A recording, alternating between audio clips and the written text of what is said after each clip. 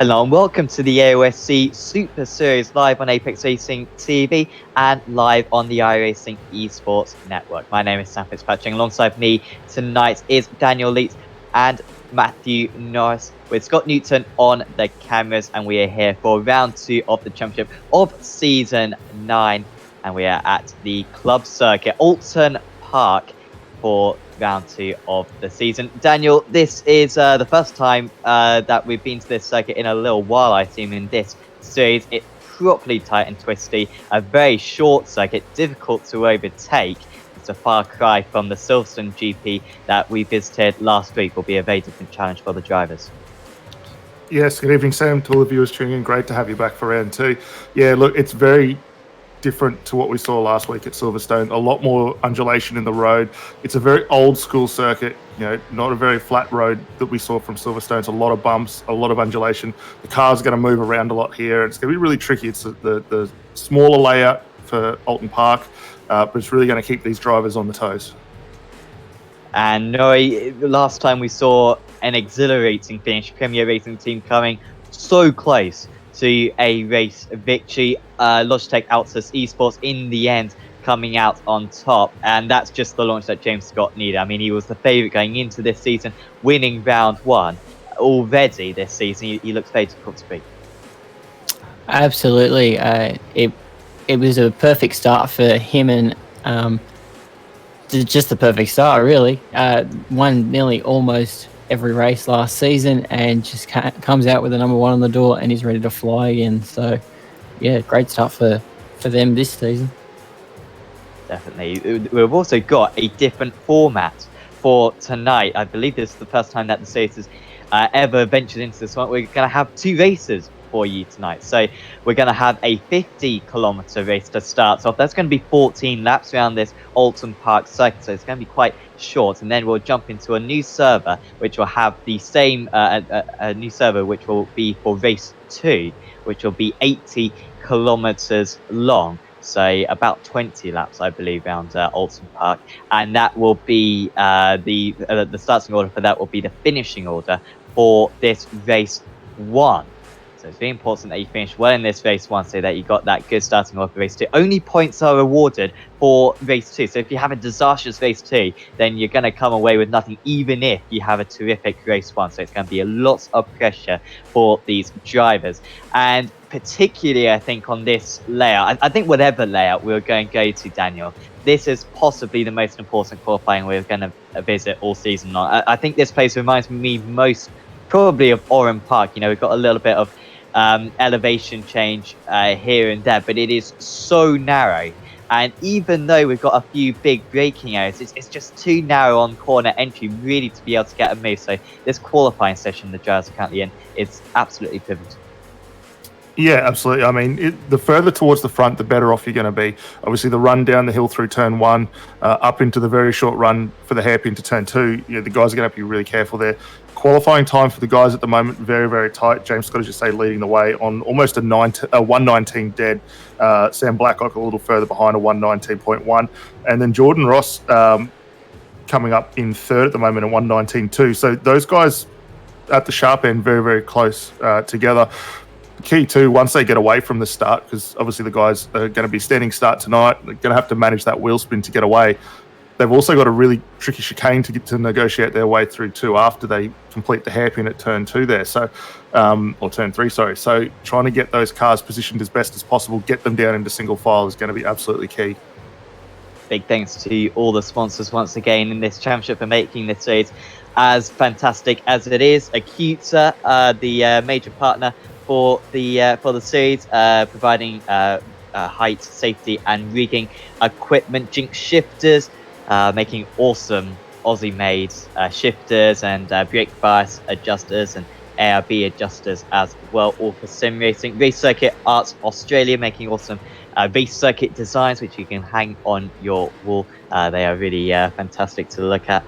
Sixth Gear Imagery, doing sim racing digital imagery. Wolf Graphics, providing really high quality stickers for the real world. And then also West End Mazda, Too Easy Finance, and Parameter Isuzu Ute Sydney car deals, led by driver Jamie McKnight. Big thanks to him for offering the sponsorship for this season. Thanks to all the sponsors once again for their support. Here is the championship at the moment. Brady Myers and James Scott leading the way after that round one victory. However, Myers doesn't seem like he's going to be doing the solo rounds. I think he might do 1 or 2 as the season goes on, but he's not going to be committing to the championship. So Scott is effectively the championship leader. Freer and Gilliam managed to get a second place last time out for Pursuit, and Adam Briggs and Philip Way, particularly Briggs, was super impressive for DPR last time out. Haber and McKnight for United Esports recovering a 4th place despite spending pretty much all of the race outside the top 10. So all of those teams going to be very dangerous. Also, St. Sim racing well with Ross and Stokes. Lots of competitive teams out there. Got 5 more minutes of this qualifying session remaining. And we have got James Scott at the moment on pole position. It's only a 10th of a second ahead of Sam Blacklock. Good to see him in the championship for the first time in a while. Shepherd as well, also in 3rd position.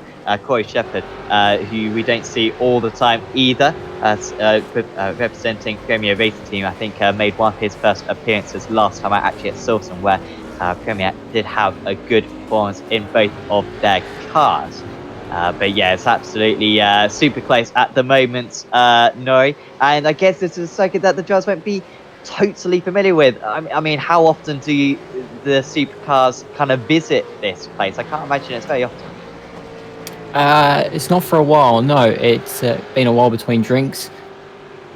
It's a difficult circuit to get your head around, and especially the layout we've added tonight. You can see that track map there. It is congested, and I often talk in real estate puns, there is no space out there. It's a limited market. So they're going to need to really get their heads wrapped tightly around this circuit because it's bumpy, it's tricky to get right, and it's just plain difficult. It really is. Just dipping a wheel onto the grass over this tricky, and also got some really weird 1x off tracks around this circuit. You'll notice that corner that they just went through. Even if you dip, probably more than about maybe half the car off the circuit, maybe even a third of the car off the circuit, going down through that left-hander. You can actually pick up a 1x, which is really strange. Also, turn 1 as well. The off track is very strict. So it's kind of quite tricky to get a clean lap in. However, in this 20-minute session with such a short lap, they do have lots of attempts. But you'll see everyone these first couple of corners very much keeping it within the white lines, not wanting to invalidate their lap. Yeah, lap validation here is going to be critical, especially when we talk about how tightly congested it was up at the top of the field. I mean, the guys are very, very close together. So trying to minimise those slight issues, as you say, the 1Xs are the easiest one for these guys to pick up. Trying to minimise those, to get those clean laps in as best as possible, while finding enough real estate to do it is all important. At the moment, a little bit of a clear air for Taliancic in 13th place. Not usually a very strong qualifying is Taliancic. Had a decent round 1, I think, for Pursuit, but it was quite a boring round almost for him. Usually very competitive in the endurers are Pursuit, but certainly Taliancic's car just struggling a little bit. But this qualifying looking a bit better for him. 6/10 of a second off, and you can see if he gains just a 10th of a second, that could put him into 11th. Well, there's a little bit of a gap up to Damien Johnston. I mean, 2/10 of a second to Johnston. It's not exactly huge, but it's quite tricky to make up around the limited corners around this place. Crosses the line, he's still 2/10 of a second slower than his best time, so it just remains where he is. It's definitely one of those.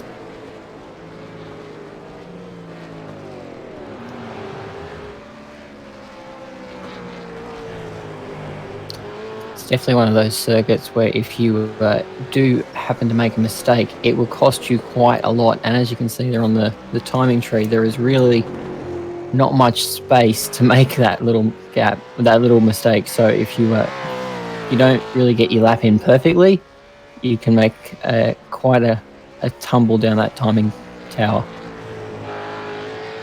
Yeah, absolutely. And even when it comes to the race, dipping your wheel onto the grass, you can really get sucked out to lush grass of this Oulton Park circuit. Really picturesque circuit, actually. There's a lake just on the left there, which looks very cool. I'm sure you saw it earlier on when we were in the blimp. But no, very picturesque circuit. This absolutely some very nice scenic by iRacing provided. 20 seconds to go in qualifying. They can complete the lap that they start, however.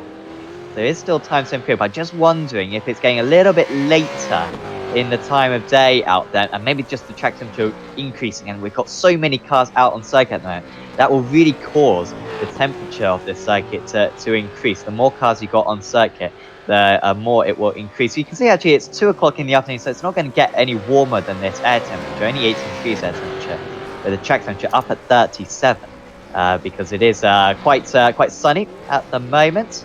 Sam Blacklock just crossing line, can't improve. Shepard is in the pits. Ross still going up there. He's going to complete his lap soon, and also Tom Free as well, he's one of my picks for the podium today. So best of luck for him. At the moment, none of my podium sits is in the top 3, so it's not looking great for me. And Spatch crosses line. He remains in 23rd. There's no improvement there. That is missing a rear wing. Don't know if that's some kind of aerodynamic advantage potentially for Reece Keane. I don't think it's going to work out too well for him. He does stay in 26th, and that is pretty much everyone across the line. I don't think there's any more competitive times to come. Maybe Taliancic, he's just approaching the line at the moment. He might be on a legitimate lap. Here he is. He's going strong to the line, but it is no improvement for him. Johnston actually goes to 9th. So he just gains a place right at the end within 0.4 of a second of the front runners. But that seems to be about it. And pretty much, Daniel, Scott had that advantage all the way through. We could see early on in qualifying, he seemed to have a 10th to a second, and he managed to maintain that throughout. Yeah, it was a really solid lap that he was able to put down early on. Obviously, trying to get out where he did, away from all the traffic, really helped with that, and he was able to keep that gap over Sam Blacklock, that 10th of a second. Corey Shepard managed to squeak into the top 3. Remember at the start that when we first jumped in, that was Jordan Ross there. So 0.2 quicker than Jordan Ross. So that's a great jump for Corey Shepard to be up in the top 3 as well. So following that, the rest of the field very, very closely bunched. And we've got guys here all the way down through the bottom of the field, and there's just a bit over 1.3 seconds separating everyone. So it's going to be very, very interesting to see how all these guys now negotiate the start of this race. Yeah, going to be really tricky going down into that hairpin in particular. The shorts layout, the island layout that we're using today, and that is going to be a big difficulty for the drivers. They are just gridding up at the moment. We should be able to take you through your grid for this race 1 of this round 2 of the championship. Remember, no points rewarded for this race. It's just setting the grid pretty much for race 2, which is when the points are handed out. James Scott on pole position, Sam Blacklock in 2nd place. Next, Corey Shepard. Jordan Ross starts in 4th. Then it's Tom Freer, Philip Worley. Good qualifying there for Worley. Danny Davison, Adam Briggs, who will be a little bit disappointed, I imagine, with that P8.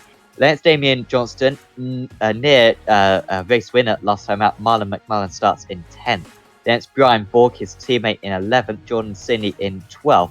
Michael Tarancic, Andrew Dyson, a little bit disappointed for Dyson as well, in 14th. Sean Linsall in 15th. Greg Sharp, Kenneth Latter, Nathan Moore, Jacob Knight, Rob Bowden, Daniel Misdale, Aaron Dodds, Craig Anspatch, Carl Stokes, all the way down 24th. What happened to Stokes there? So strong at Silverstone. And one of my podium sitters I regret a lot now. Ruben Goodall starts in 25th. Then it's Reece Keane, Casey Mann, Brett Loxton, Jamie McKnight, watch out for him. Watch out for Clint Shane Smith as well, who's running up in the top 10 for much of Silverstone. Jamie Stovall starts in 31st. Next, Kobe Jones, Jamie Dyke, Marty Hansen, Neil Pearson, Blake Delaney, Christian Smart, Hayden Beld, David Kimmon, and Bradley Ritu. In fact, I think the lights are just about to come on. It's Scott from the pole position then. Race 1 about to get underway. 40 cars launched from the grid. It's an awful start for Corey Shepard. Just could not get the power down.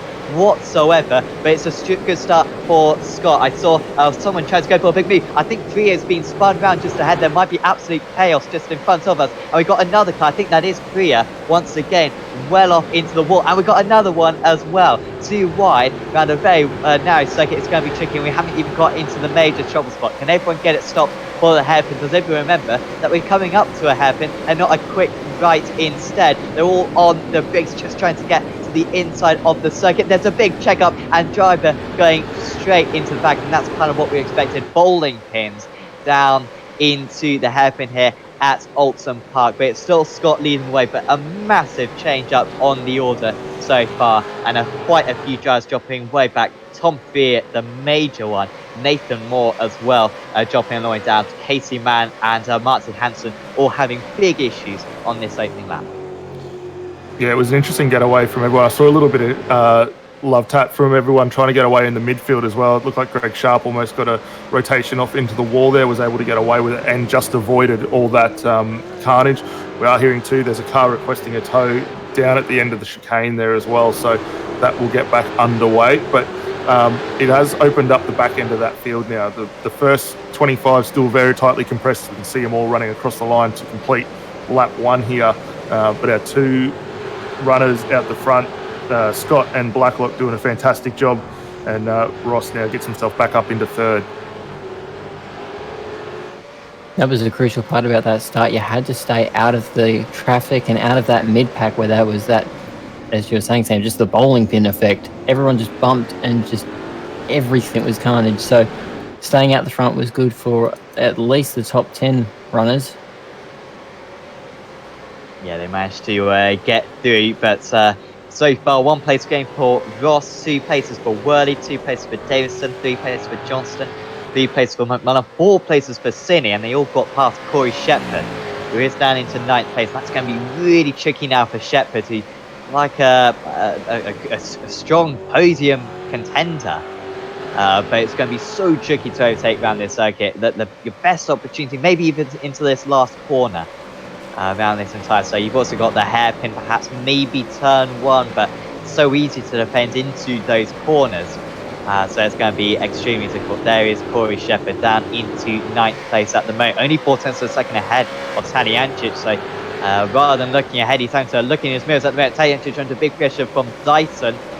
Dyson isn't going to get a much better opportunity than that. I'm surprised he didn't go for a lunge into 1, because round into 2 and 3, it's very tricky to overtake. There goes Dyson down the inside.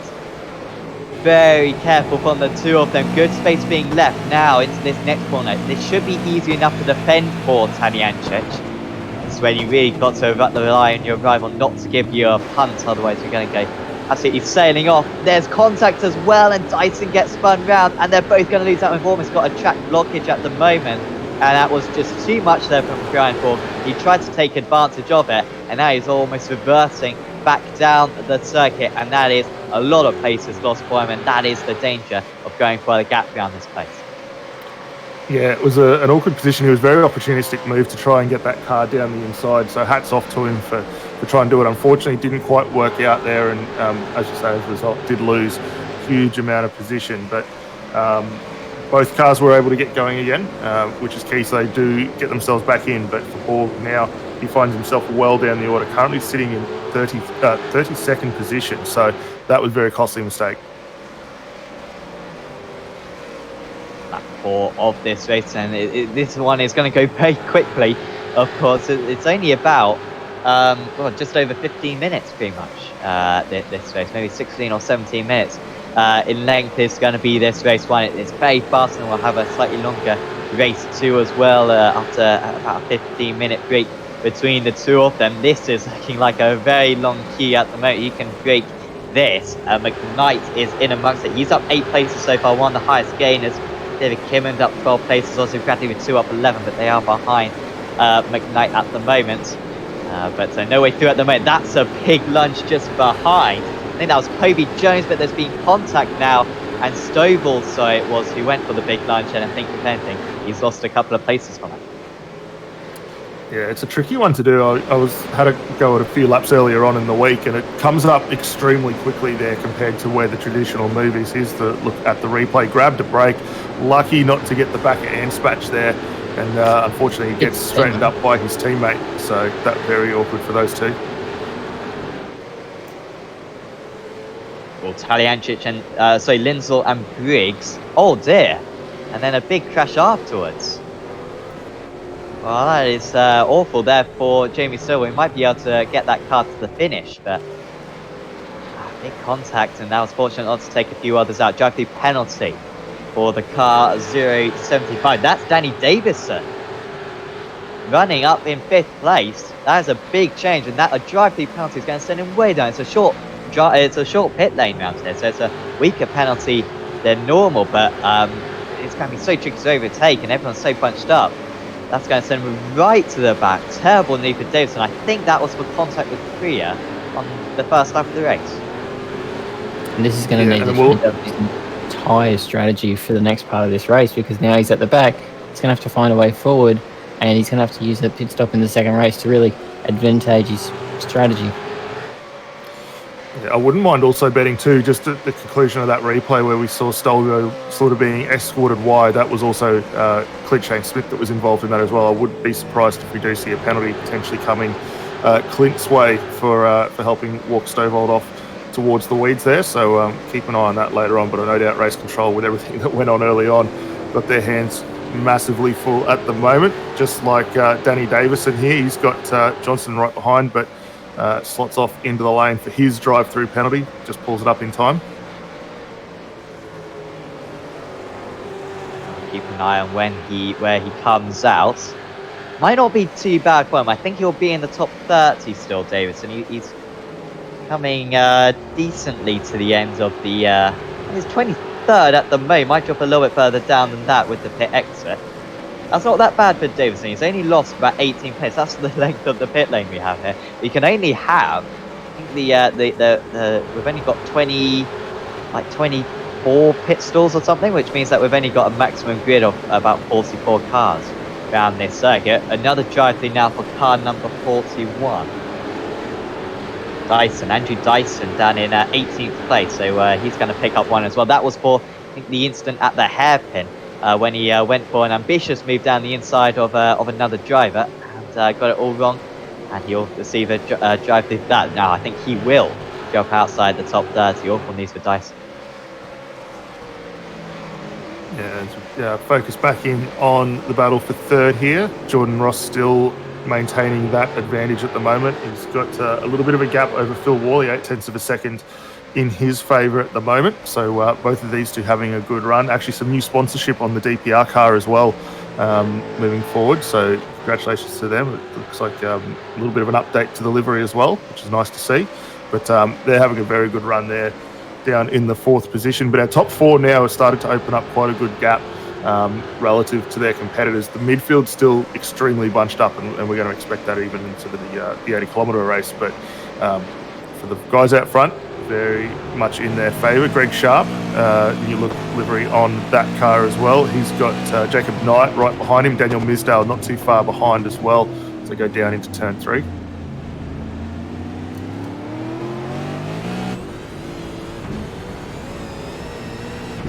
It's such a difficult corner to get that traction out of. You need to get the car really slow into it and really tightly turned before getting it down on the power and up, accelerating over the hill, and then down into that tight chicane at the end, which makes it a little difficult.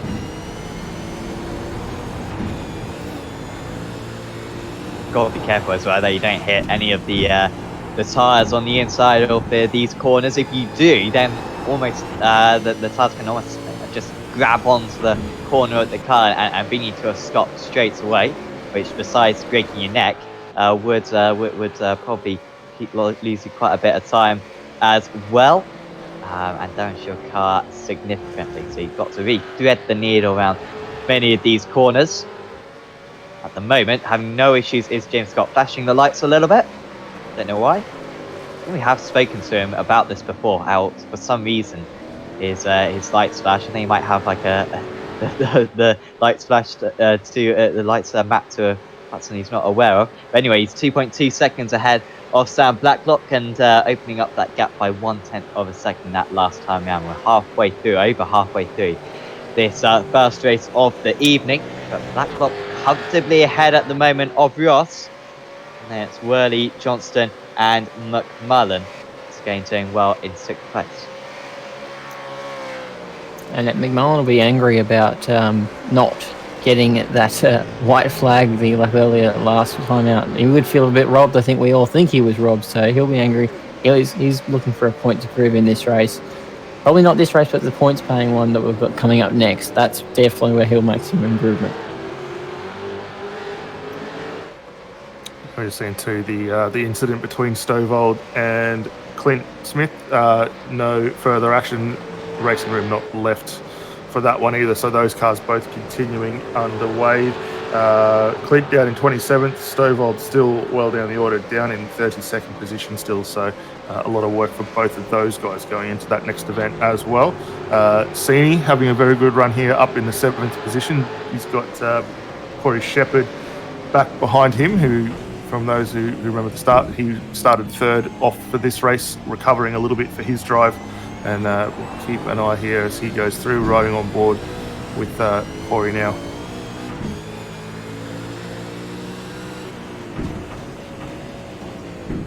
Yeah, you can see just where do you overtake? This is you don't get much closer than this. This is one of the closest battles out there. But really tricky to kind of pick a spot to go for your move, and in these cars it's pretty tricky to overtake anyway. But you can see down that straight, just with the concertina effect, the driver ahead getting on the power earlier than either. Now just opening up, no way through at the moment for Shepherd. I wonder if we could go back to lap 1 and just see that pre incident, see kind of some of the mess that happened in the first lap or so, because a lot happened for certain, and it was kind of tricky to keep an idea on what was happening throughout, just with the closest proximity of the cars to those first couple of corners. Shepherd now 2/10 of a second behind. I think he's going to be close enough for the hairpin coming up. And Scott Newton doing a brilliant job on the cameras, and we might just see what happened after all.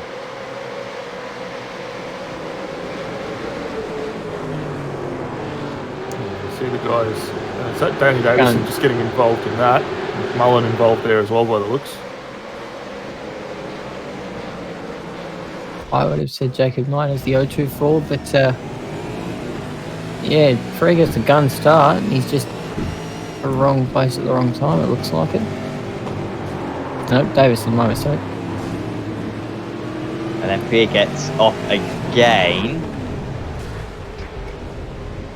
That was the penalty that Davison got for the incident turn 1, and then we had another one as well, hard off into the wall.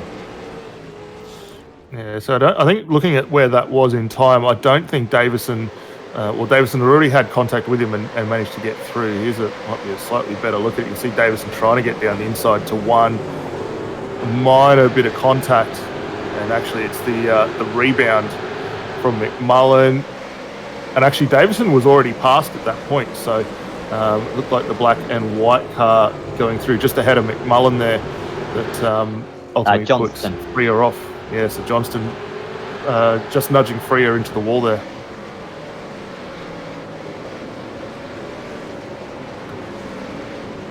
Big shame then for Tom Freer. Always one to watch out for an outside chance at a podium. Was a good qualifying as well for him. But again, we starting well at the back. Fortunately, we didn't get a safety car despite a couple of drives having to tow back.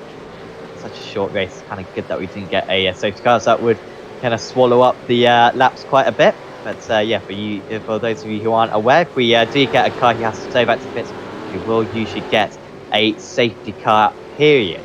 And that is a manual safety car as well, one steward's driving it. Brian Borg ahead of David Kimmons. And that was a move that took a little while, started it off at the hairpin, and then gets it done at the chicane soon after. So to answer your question from about 3 laps ago, that's where you get the pass done. Yeah.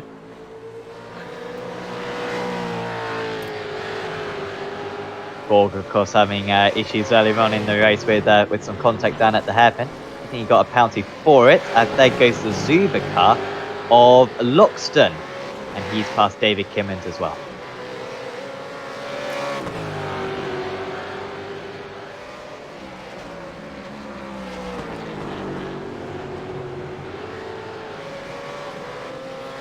So the 004 and the 632.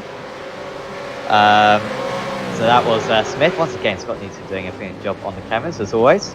And this was Smith. Oh, well, I think he ran out of space and then went into the back.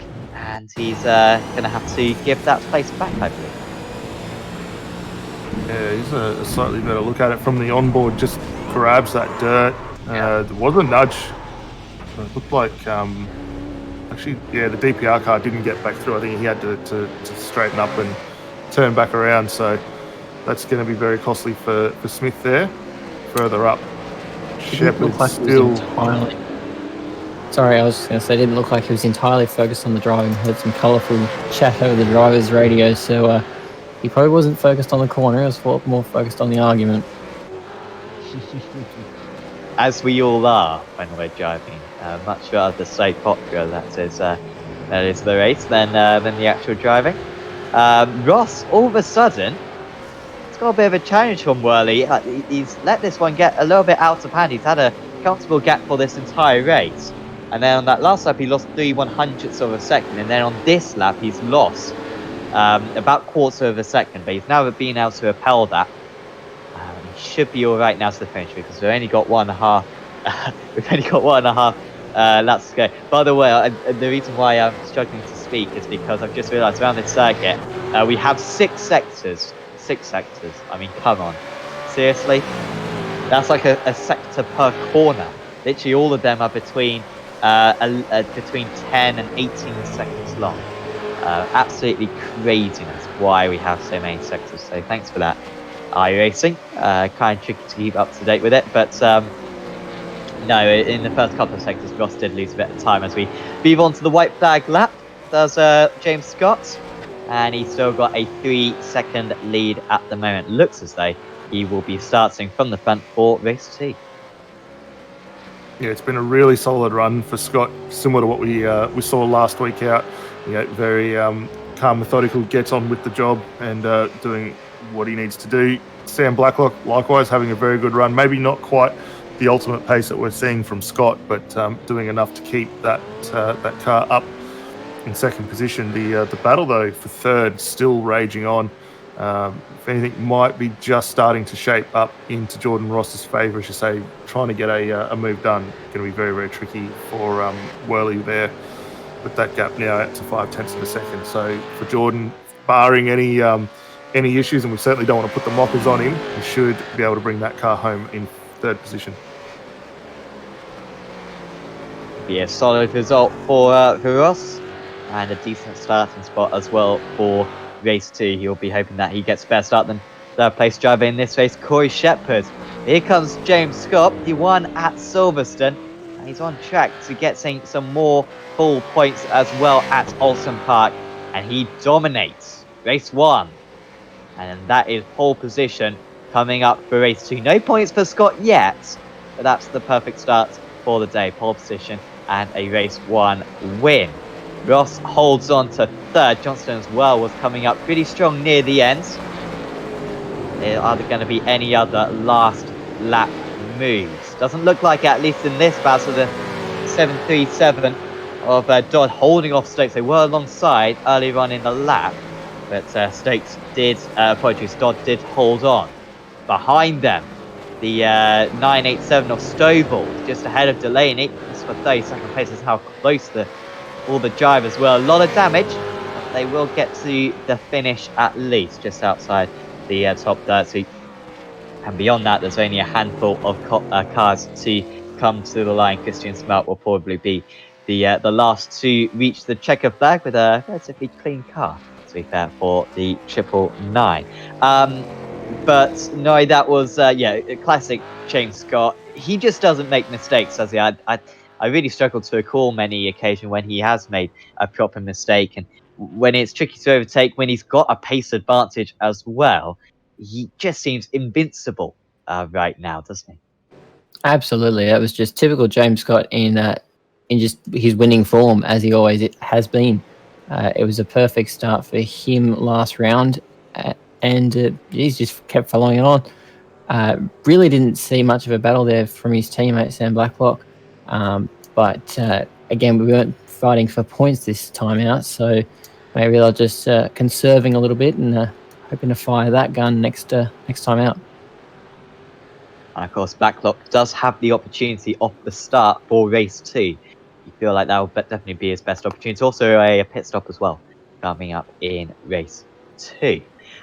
So we'll now go through the finishing order then for this race 1 of the evening. And it is James Scott who wins out for Logitech G Altus Esports. It's Logitech G Altus Esports 1-2 after a race win as well at Oulton last time out, 3 seconds clear of his team. It was James Scott. Jordan Ross holding off Philip Worley in 3rd and 4th. Then it's Damien Johnston, Marlon McMullen, Geordie Sinney, Adam Briggs, Corey Shepherd, Michael Talianchich, Sean Lindsall, Kenneth Latter, Rob Bowden, Greg Sharp, Jacob Knight, Daniel Misdale, Aaron Dodd, Carl Stokes, Jamie McKnight, who was up 10 places by the end, Craig Anspach, Kobe Jones was up 11, Pitu up 18.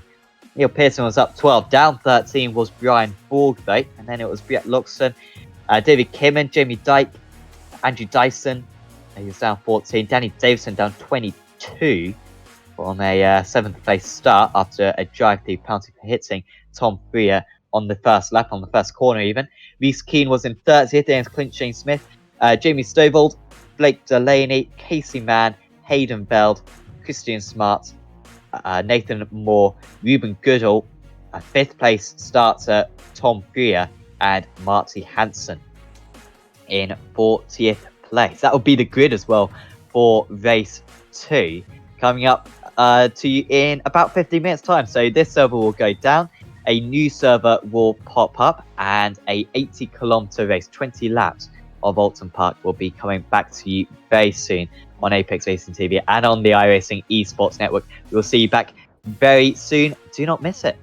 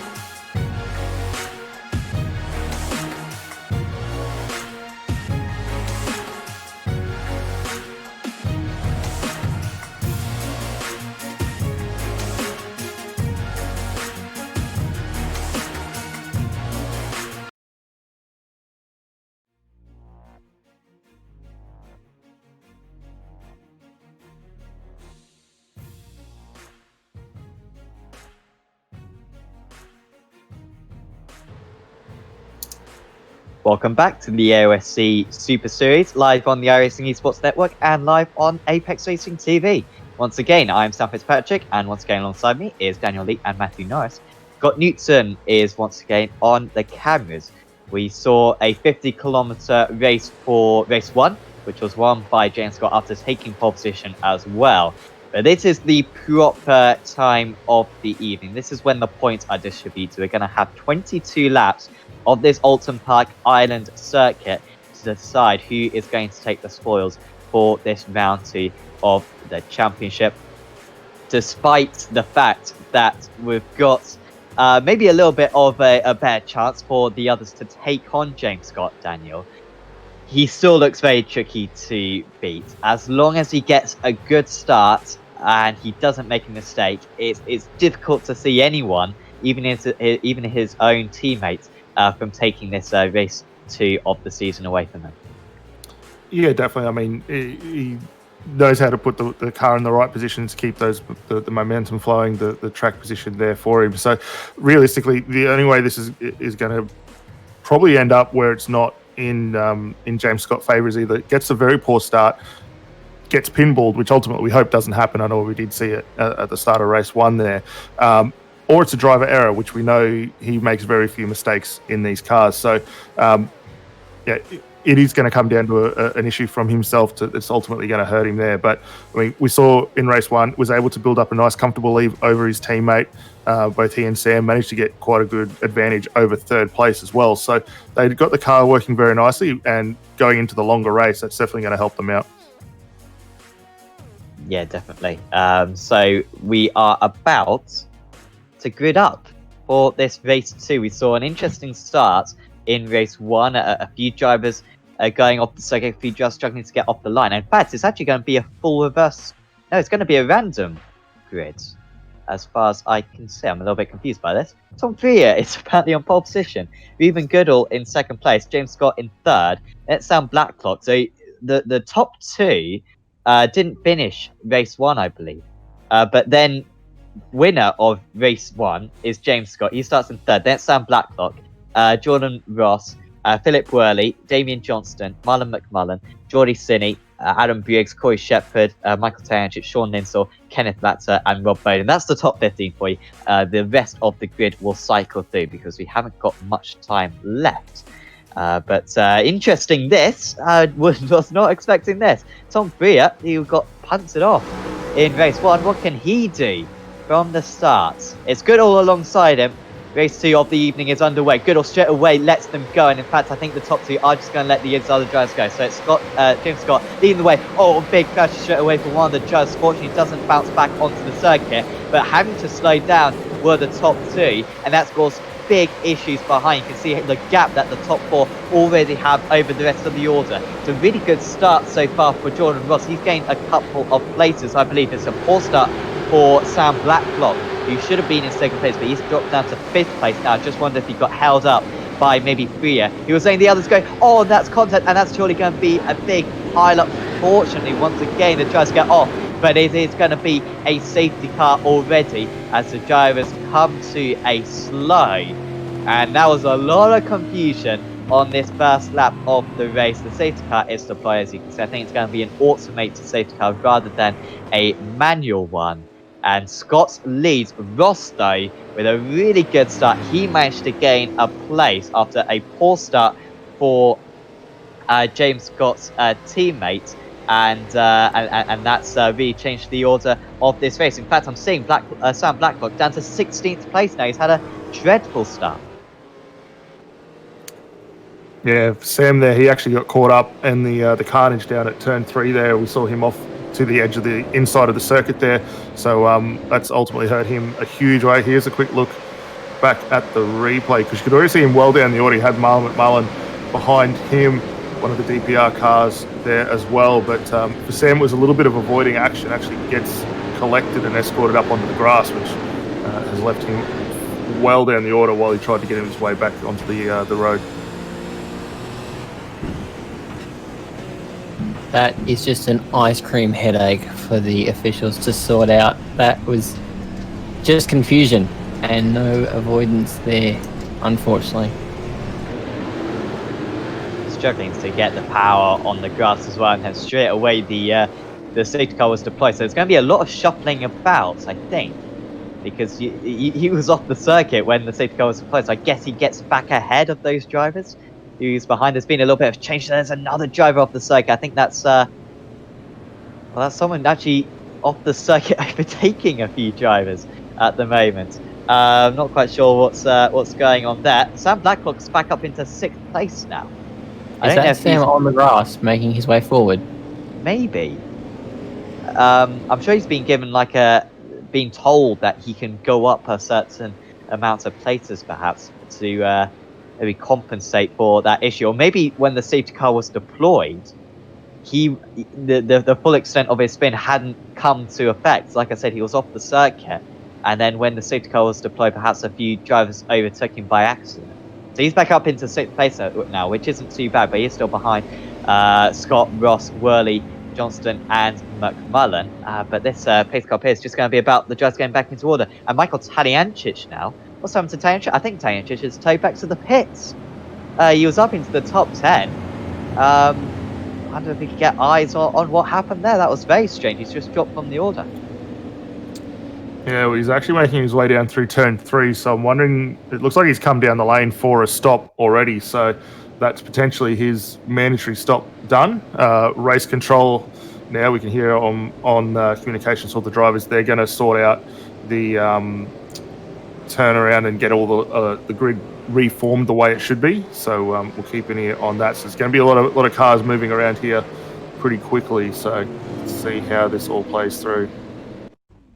So I guess, are they just setting the order to what the grid should have been after a bit of confusion? I really don't know why we had the bottom 2 from race 1 starting at the front. To be fair to them, they did as good a job as they could do to get out of the way, but that was why the safety car was deployed, I guess, just to reform the grid to what it should have been.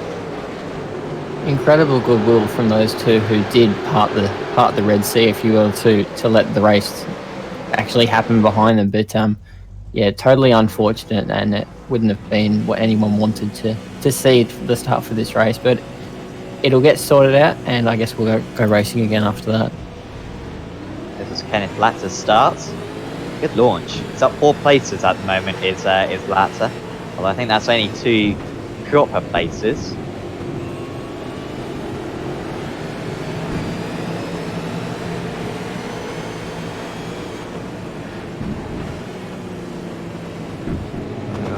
Anspach just getting himself around there as well. I did see in the background when we got away from the line, Greg Sharp had a bit of a moment in the dirt there as well on the run through 2, was able to get that car back up in the line. You can see him down the outside, but that seemed where all that concertina effect took place. You can see Sam Blacklock off in the weeds there trying to work his way back in slowly, but yeah, very, very messy.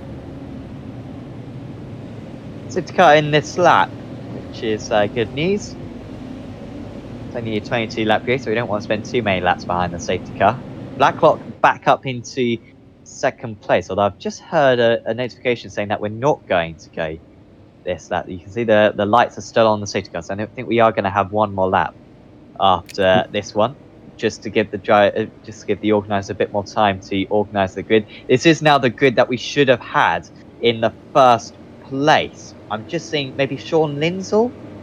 Further down the order, there's still a little bit of confusion at the moment. I'm seeing a lot of positions get gained further down the order, so I'm not sure if the grid is 100% at the moment.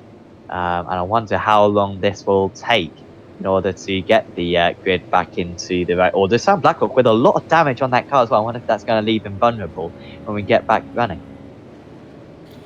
Yeah, well, they will have one fast repair in order to get that car stowed away and back into form, but with the amount of damage that he's got, he will be a little bit slower in a straight line. Be interesting to see if we can maybe have a quick look on board just to see what sort of direction that steering wheel's pointing as well, because if that's a little bit skew, especially around this circuit here, which may be just a fraction left-hand down, but not too bad, could become a real handful for these drivers to try and, or for Sam at least, to try and navigate his way around as well.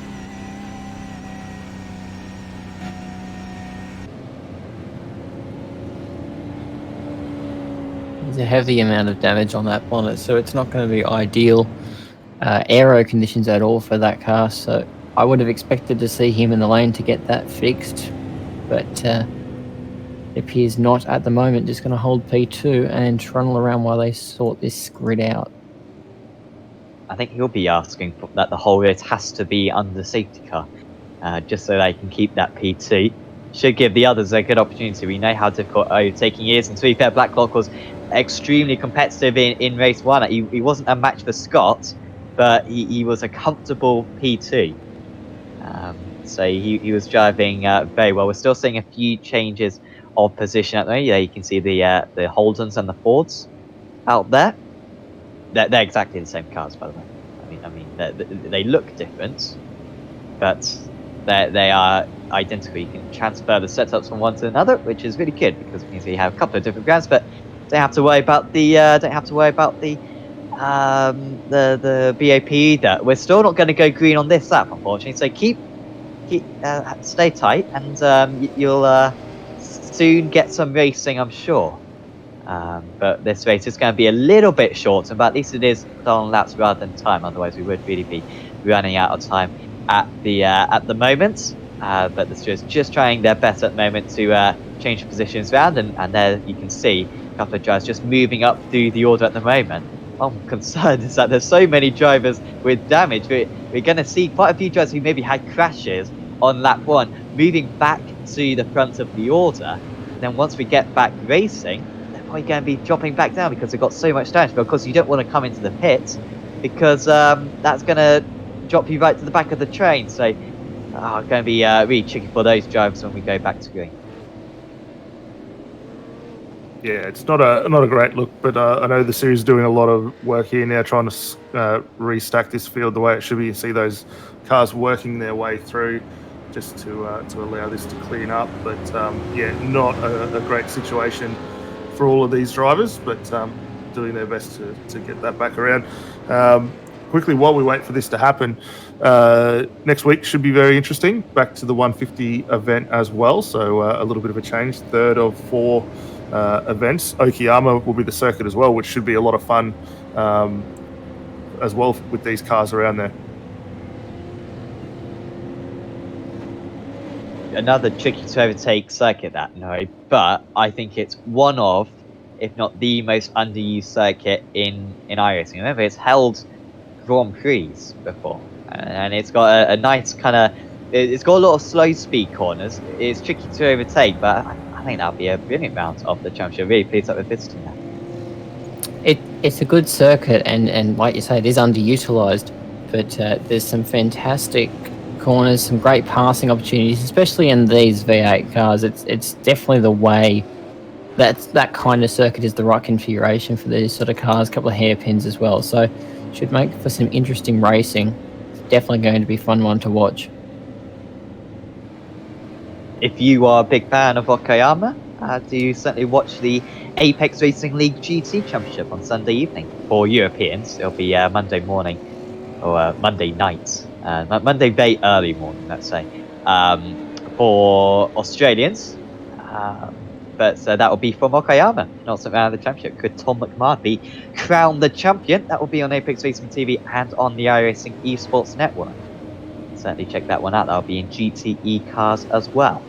I'm yet to get a call that that this will not be the green flag lap on the relative screen, which you can, basically on the timing screen, which you can get access to in the link in the description, provided by SDK Gaming, who also provide this fantastic overlay we've got as well.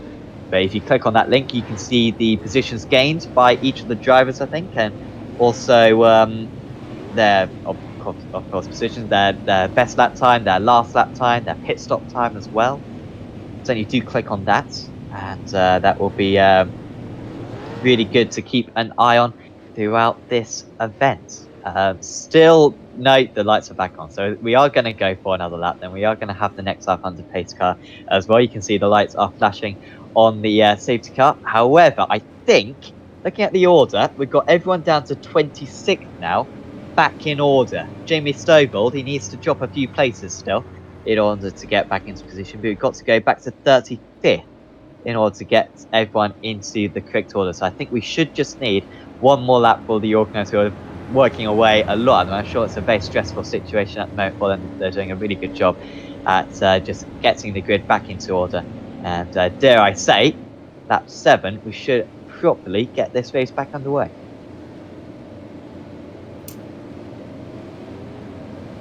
I think we should also take the opportunity to point out our little commentator tipping comp we're running this season, and it's definitely been affected by the grid setting of this race.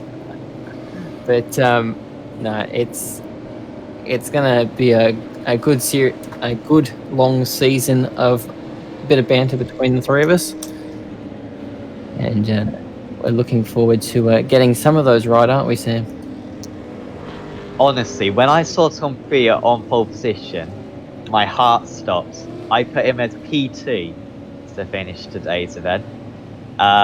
So when I saw him on the front row, I was licking my lips with whatever prize we are giving to the winner, because that could have been inspired.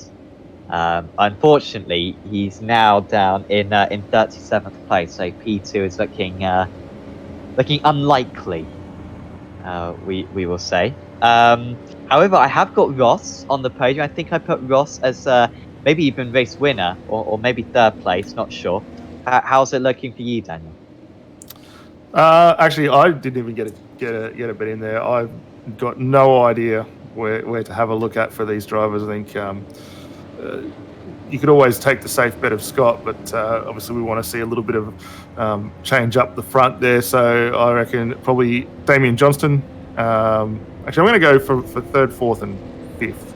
3rd, 5th, and 4th, 5th, and 6th. Jeez, I'll get it bloody eventually. 4th, 5th, and 6th for me. So Wally, Johnston, McMullen.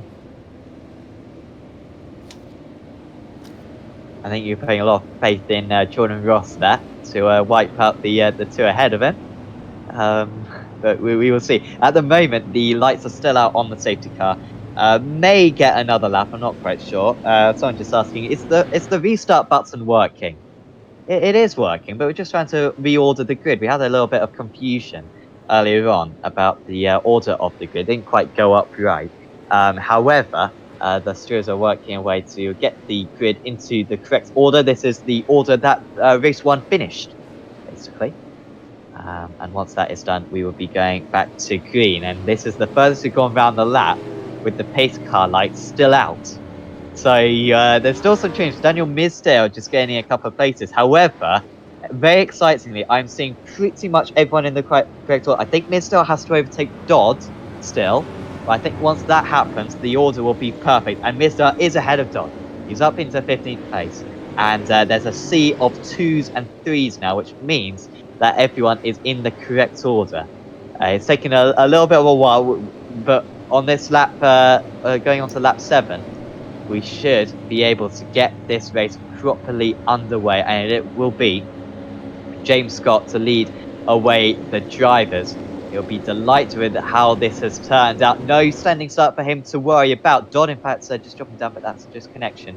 Watch out for Ross on Blacklock, who's got damage as Blacklock. He could be under big pressure.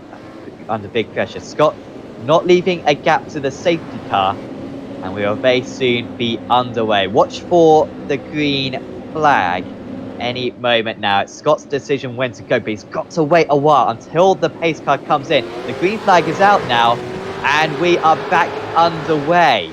Scott leads the field, and Blacklock just ahead of Ross at the moment. Wasn't a great start from the top 2. There is a change. The 747 car just dropping down a couple of positions. James McMack trying to gain a few positions as well. So almost go 3 wide down into turn 2 and turn 3. And then getting into single file. That was the Aaron Dodd, I think, or Greg Sharp, sorry, just losing a place or 2. Great start for Jacob Knight, actually. He's getting a couple of places. There goes the 0.33 car. That was a big move down the inside for Damien Johnston. He's cleared Philip Worley. So that's a fantastic start for him. Worley with a really good first launch, but got set back to his starting place. The 143 car of Ross as well, trying to have a go at Blacklock. It means that Scott has already pulled away a 1.2 second lead so far as the driver starts to get into more of a single file order. And also the fastest fourth sector of anyone for James Scott so far on this lap. So he's absolutely flying along at the moment. Philip Worley trying to come back now. But I think whilst Blacklock is still in second place, we could have a very entertaining queue behind. Yeah, we're already starting to see Blacklock moving that car over, trying to be a little bit more defensive against Jordan Ross there. So obviously that damage is starting to cause a little bit of an impact for him. Further back down the order, we just saw McMullen diving straight off into the lane, and quite a few other guys now following suit to get their respective stop over and done with early on, which is a very smart move for those guys.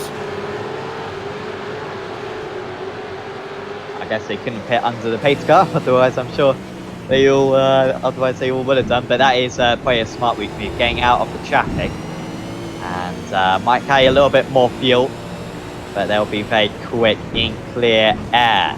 Look at this for Dodds. Is there any way? No. I think if anything, that was probably just defending from behind, staying in 11th place for the time being. Scott has a 2.8 second lead. He's lapping about 2 seconds a lap faster at the moment than Blacklock, who is going to go so defensive. You can see a sea of orange at the moment behind Blacklock. He's got a huge train of cars. You can see it for yourself right now. Well, this is behind Dodd, but still a lot of cars behind. Looks like Bowden just clipped the tyres there. Didn't look like it did too much damage, but it definitely looked like it nudged the car wide of the ideal line.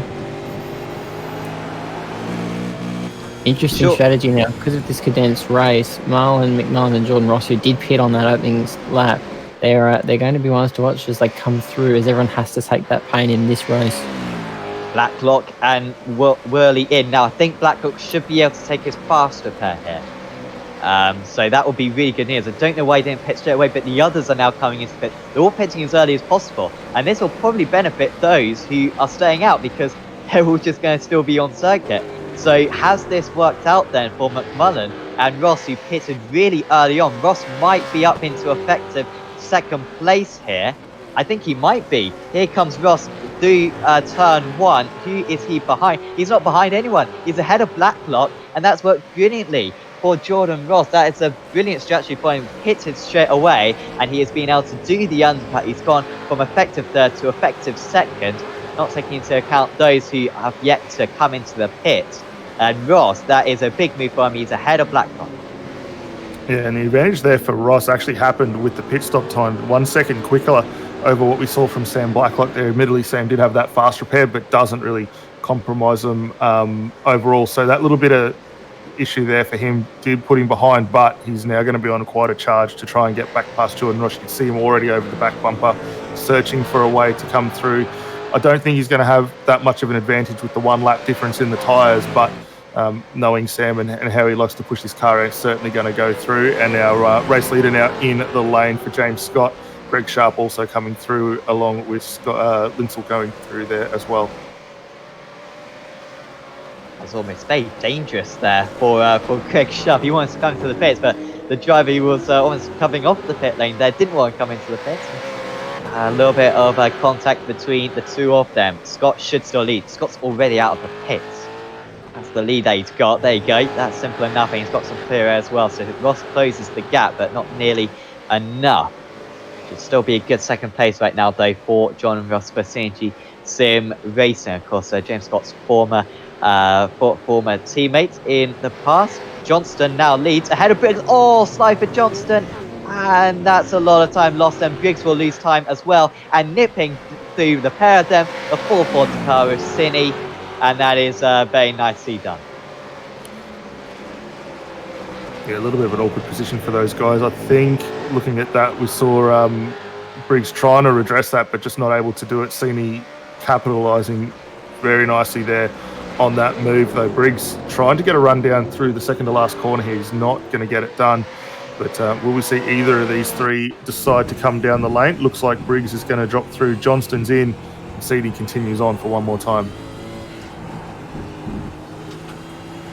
He just sees the red mist descends. He just drives right on beside both of them, and that's 2 positions gained. Thank you very much.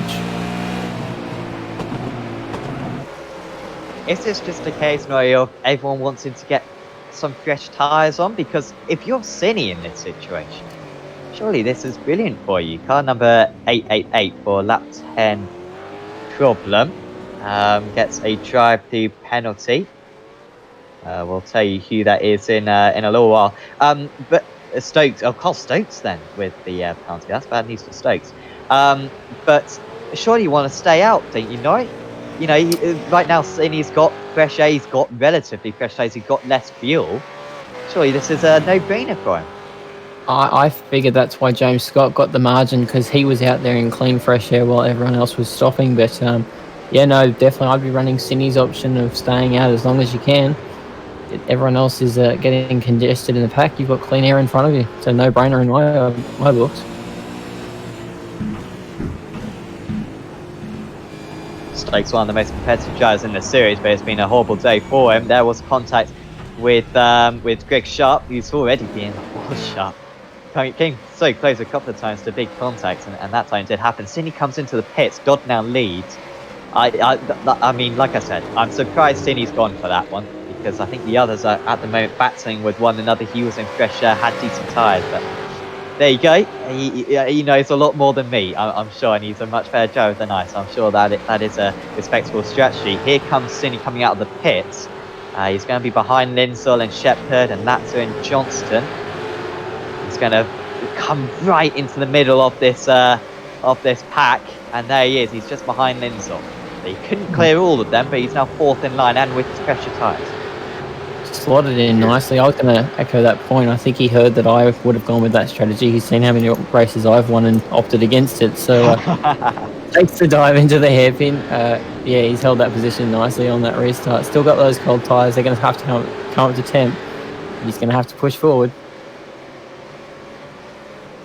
Yeah, he's already starting to make some moves there and get back up the way. Shepherd not able to close back in, actually dropping a little bit of time behind him. Lada closes up on the back of the Premier car as well, so that's going to be an interesting fight for those guys coming through. They've already had their stops completed and underway. As we see Dodd drop in the lane, that's now going to promote Rob Bowden out to the front of the field for the time being before his stop. But for the guys a little further down, it's good to see him rolling the dice, go for a little bit longer on the strategy, try something alternative, and also gets them up towards the front and a little extra TV coverage, which is great for all the sponsors that come on. I think for Tanked SRT, it's some new liveries this season, looking very good on the cars. A little further back behind them, got Brett Loxton, Danny Davison, and Reece Keane getting amongst it as well. Those tank cars are definitely some of the most striking liveries on the grid this season. They are absolutely spectacular. Last season's livery was good. This season's good. I do also like the Zuba one, because it's really easy to tell what team they're representing when you got Zuba on the side of the car. So I do appreciate that one. So thanks to the Zuba guys for doing that on the side of their car. Makes it a bit easier for us. This is a long queue. Who is this all queuing behind? Well, it's kind of Sean Lindsell at the moment in 14th place. He's got Geordie Cine. Remember Cine with the that later pit stop. Has pressure tyres. Nowhere past at the moment. I've seen some overtakes, to be fair, but you usually need about 3/4 of a second a lap advantage in order to make a move, along with a little bit of a mistake as well from the driver ahead. Of course, it can take advantage of the Concertina effect into the hairpin as well, but none of these close enough for a move into turn one, that's for certain. Currently these guys in the high 19s, the drivers yet to appear in the high 19s, low 20s.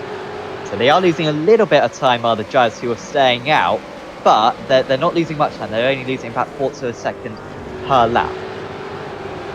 Which is not too bad. It's going to put them in some interesting battles when they come out, just as we saw Cine trying to muscle his way back into the line on his exit of the pit lane. They're all going to have to do that.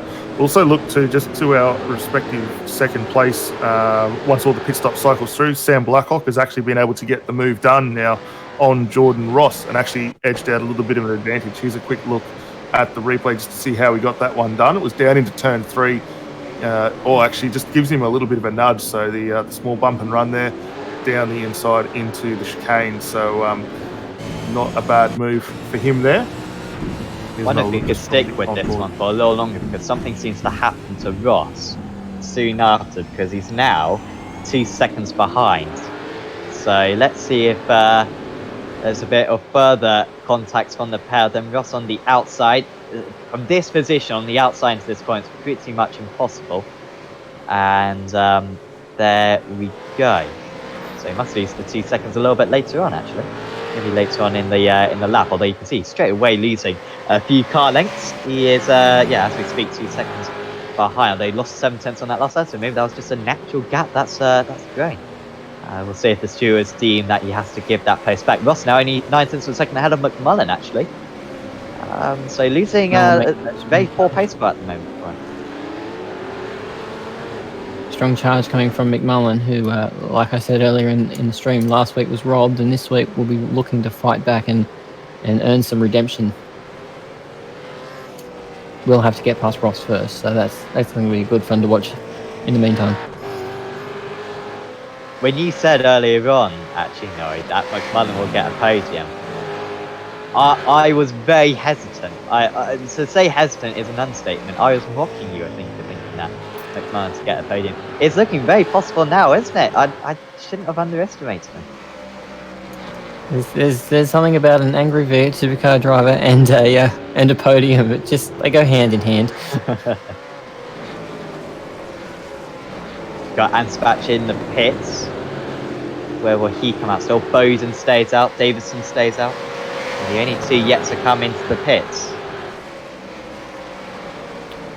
Also just heard across race control as well, the 999 has taken a tow back to the lane. They had a blow-on engine for that car as well, so well out of the order now, and we'll have to see whether they're actually able to rejoin if they've still got a fast repair available to them.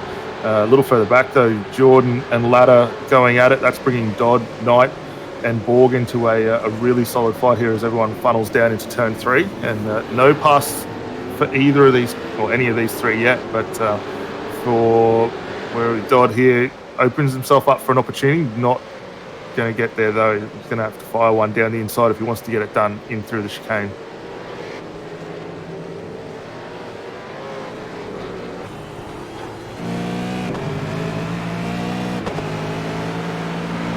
Massa looks the slowest out of this lot. He's had this key behind him for a little while. And he's now 2 seconds behind Shepherd as well.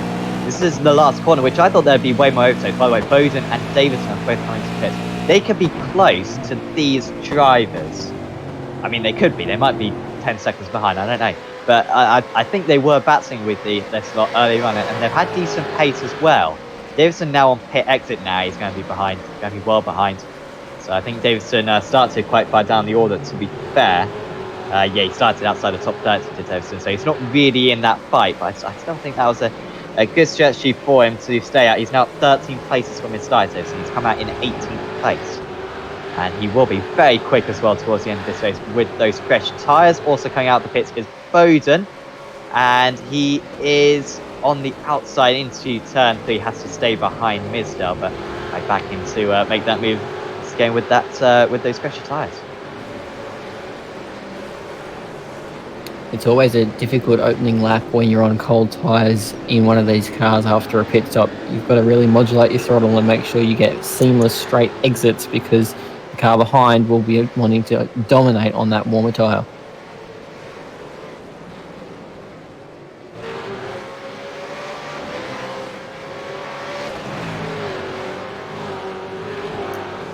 This is Denny Davison up in 17th. He seems to have broken away from Casey Mann in the pursuit car, and is tracking a bit of a battle up ahead between Kobe Jones and Reese Keane. Jones ahead of Keane. What's that a move that has just taken place? I think it may have been. Car number 2 will now try to pull away. Will Kobe Jones for the next few laps? He's got Brett Loxton now 2 seconds ahead. Fastest first sector of anyone for Danny Davison just behind him. That is some fresh tyres on that car. And he's on his way to catch up to these guys in his EXG machine. And look at that for the DPR car straight down the inside. So maybe the two was defending all along. Should get a better exit. Needs to make sure that they leave space for one another. And Dixon just romping up to the back of these couple of drivers. Is there any way down the inside into the chicane? Could have gone for it, but I think realising that there's going to be better opportunities to come later on, deciding to be patient. Well, James looks like he's really struggling out at the moment. He just hasn't got the grip of the couple of cars around him. I think the last corner will be probably Dawson's first proper chance at overtaking. Here is Briggs onto the back of McMullen. This is the battle for P4.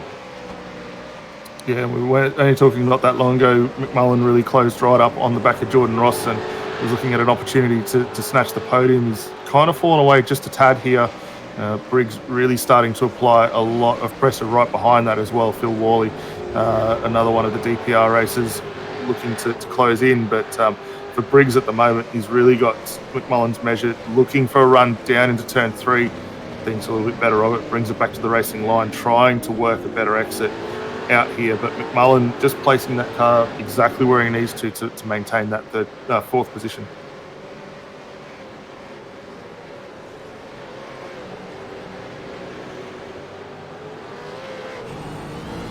Despite defending, he's still maintaining that gap to Jordan Ross now. 3.7 seconds behind Blacklock. It just seems to say Logitech have been in a different league so far today. That they've come here with a strong set clearly, and both their drivers absolutely dialed in, and they have dominated throughout race 1 and so far in this race 2 as James Scott moves on to the 20th lap of this race. There he is. Pretty much the first time we've seen him for this race so far. Yeah, putting in another solid run. The lap time's very, very consistent. Actually gone a little bit quicker than what we saw for qualifying in race 1, down to an 18.8. So the pace of it looking very, very good in the AOSC sports car. He's got himself a nice advantage over Sam Blacklock to the tune of just under 6 seconds now. And likewise, Blacklock has added another 4 seconds gap advantage over Jordan Ross there. Further down, Dodd, Johnson and Knight all getting involved in it as well. It's a great little scrap now for the 10th position.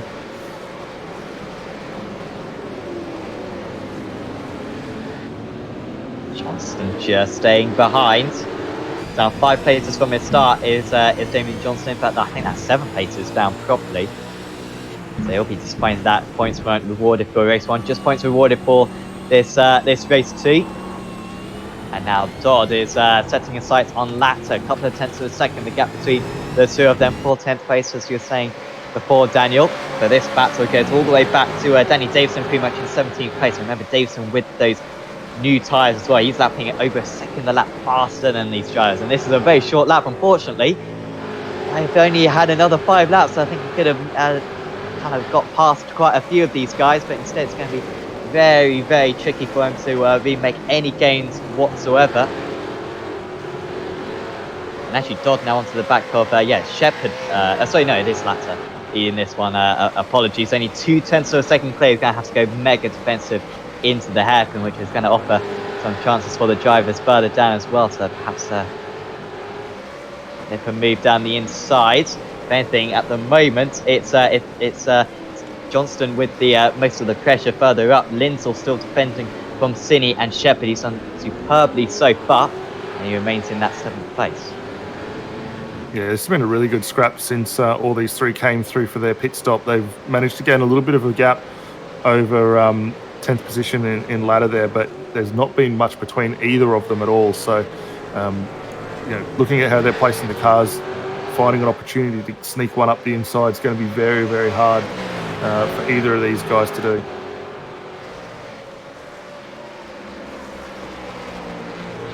Oh, Latzer and Dodd now only 2 tenths of a second behind. I think just coming out of the chicane, they were ever so close. White flag lap now. So it's last lap. Here's James Scott. Pretty much his celebration lap with a 6.1 second lead at the moment. Oh, they're all so close. Can we have another 10 laps of this? He's absolutely brilliant. But instead, this is going to be it. You're going to make a move. You've got to make it now. There goes Loxton defending from Keane. And Davison, with those fresh tyres, onto the back of them as well. They're very slow. Oh, there's contact between the two. Then can Davison take advantage of this? There's no room. And they kind of lose touch now with the few drivers ahead of them.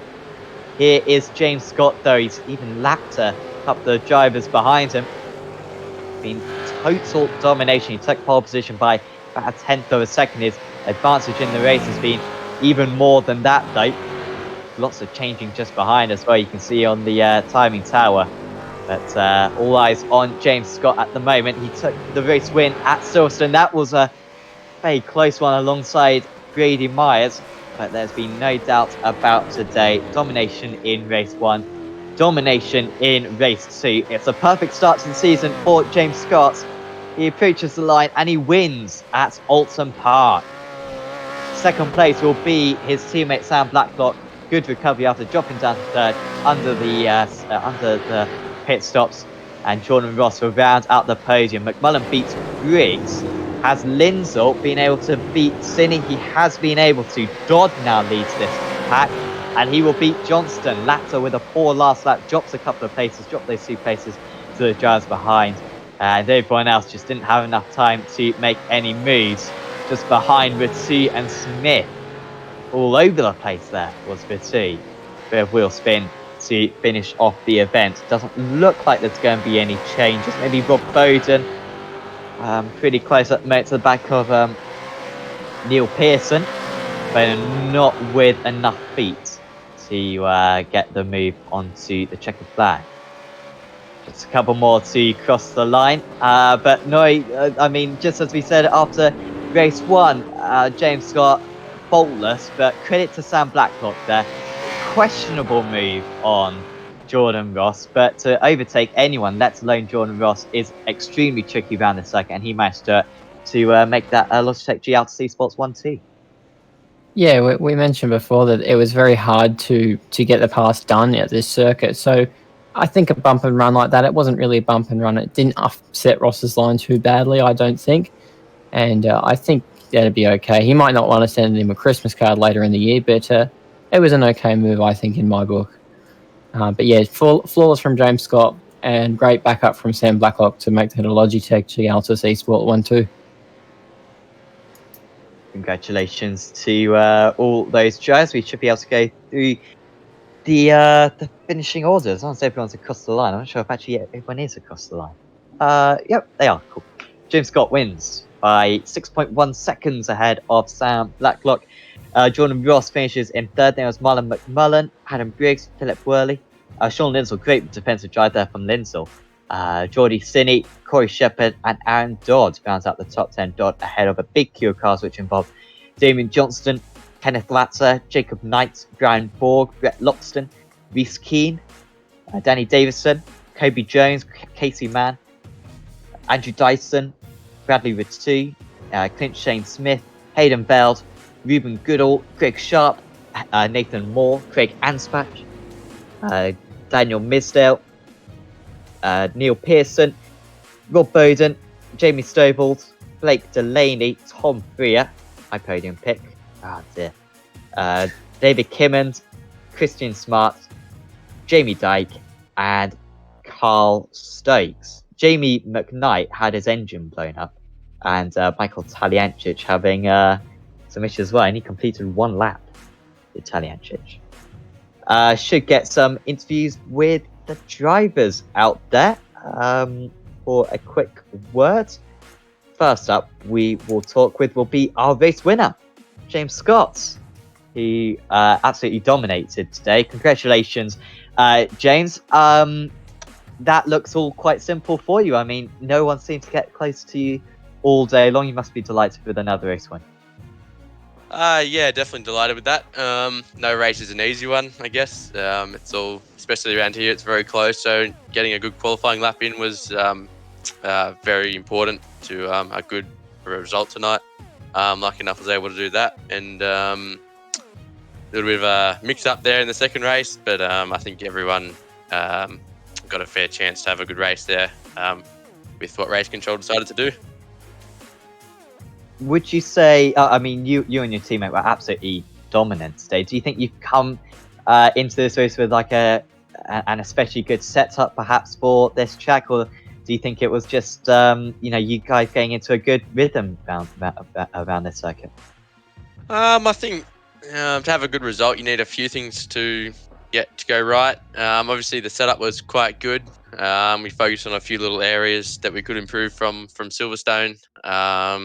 Very different track, obviously. However, there's a few little things that we found that we improved from Silverstone, which is good moving forward. It's great to have my teammate Sam behind me in second the whole race. Good for the team.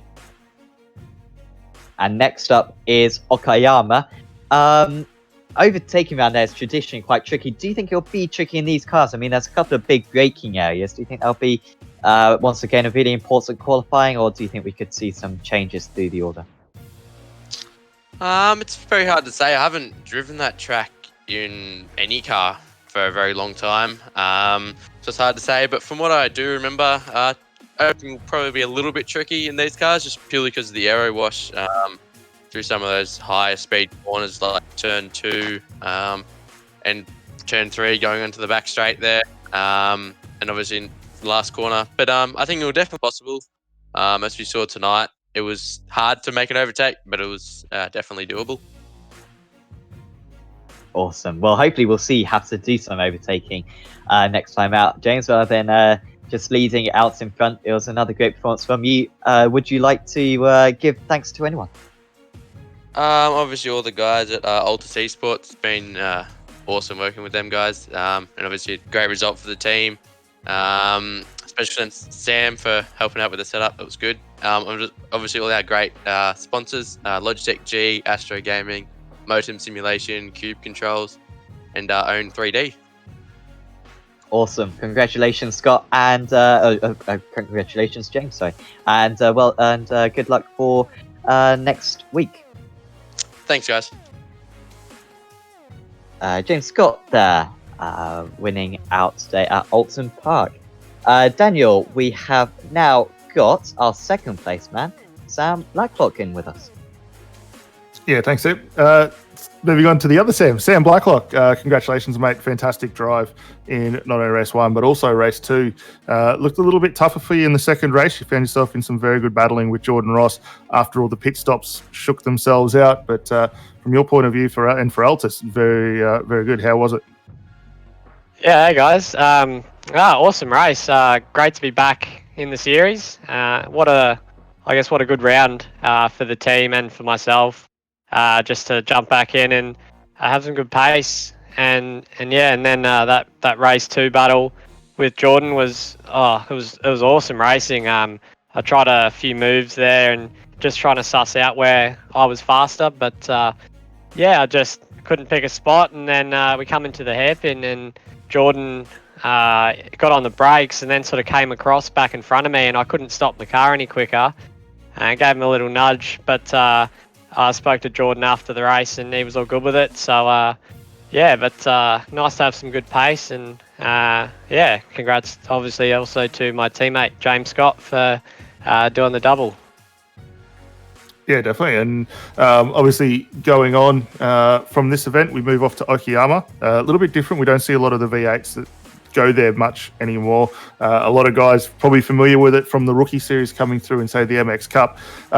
From your perspective, we know you've been around the supercars for quite a long time now.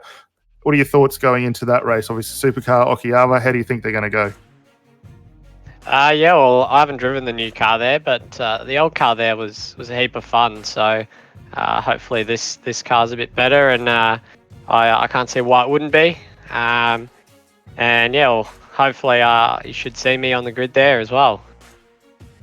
Fantastic, Sam. Well, look, again, congratulations from all of us here. It was a fantastic race for race 1 and 2.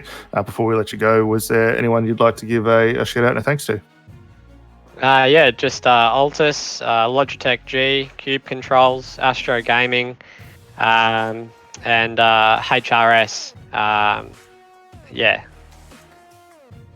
Awesome, mate. Well, all the best again, and definitely look forward to catching up with you over the course of the championship as well. Awesome. Thanks, guys. Sam Blacklock there, finishing in second place. And finally, Nori is going to have a chat with Jordan Ross. Thanks, Sam. Good to have you here, Jordan. First Mustang home. How was the race from your perspective? Yeah, hey guys. Yeah, thanks. To be honest, I don't know how I'm in third. Just didn't really have anything for those two guys in front. So yeah, it was just about collecting points, and I'm pretty happy to bank a couple of third places tonight. So that's not too bad considering the pace. You didn't look too bad after the sort of pit stop rounds. You were sort of fighting up there with Sam Blacklock, so you had the pace there, at least from our side of the camera. But if you don't think you had it, are you looking forward to the next round at Okayama? Is that better suited to yourself? Yeah, we'll do a bit of. We didn't do any work this week with the car. We were all just busy, but we'll do a bit of work this week for the next round. I think there's a couple of teams that have certainly found something. So, like DPR and Altus and stuff, and Pursuit, they've found something little. I'm not sure what it is, but we gotta sort of find that so we can take it to them. Yeah, we always seem to end up talking about a synergy car at some point through the race. So I think you guys have you're there or thereabouts, no doubt. Is there anyone you want to give a shout out to while you're here? Yeah, all the guys at Synergy, JK Signs, everyone like Michael and Brenton at Synergy, and also the Nick and everyone that puts on AOSC and you guys that call it. Great job, keep it going. Thanks, mate. Congratulations on your third place, and hopefully we'll see you next week. Cheers, boys. Catch ya. That was Jordan Ross, our third place finisher tonight. So next up, of course, we will be at Okayama for the next round of the championship. There we see the calendar for the next few rounds, but we do have a break week for next week. So there'll be no action next week, but then we'll be back for Okayama, and then another break. There's a few break weeks, isn't there, for this first part of the season? We had the same thing last season, but then there's a few on the bounce. I think there's 5 on the bounce, to be fair, so that will improve as the season goes on. So we're certainly looking forward to that one. I would like to give a big thanks to all the sponsors for everything they do for the championship. We take it up to a whole new level. Kita providing safety and rigging equipment. Jinx shifters making awesome Aussie made premium shifters, along with brake bias and ARB adjusters as well for sim racing. Race Circuit Arts Australia making high quality CNC race circuits. 6th Gear Imagery doing sim racing digital imagery. Wolf Graphics making high quality Aussie made stickers. And Western Mazda, Too Easy Finance, and Parameter Isuzu Ute as well. Sydney car dealers out there. Certainly do check them out. Big thanks to Daniel and Nori for commentating this alongside me, Sam Spatcher, along with Scott Newton as well on the cameras. We'll be back with you on Apex Racing TV and on the iRacing Esports Network for round 3 of the AOSC Super Series in a couple of weeks' time. See you then.